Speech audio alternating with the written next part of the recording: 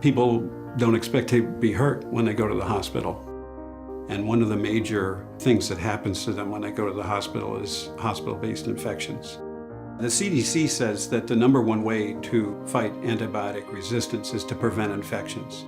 Soft surface contamination is something that has been largely ignored. Soft surfaces are literally the boundary between the patient and the hospital environment. One study showed 55% of clean linens had bacteria on them before they came in contact with the patient. There's now a technology that can immediately help address the cleanliness of linens, help reduce the contamination of all soft surfaces, and support a more comfortable, more personalized patient stay in any care setting.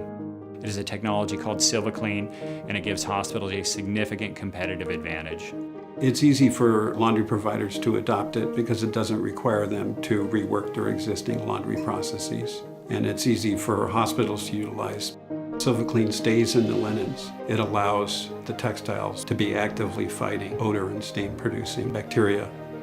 What I'm most excited about with respect to SilvaClean is that it works.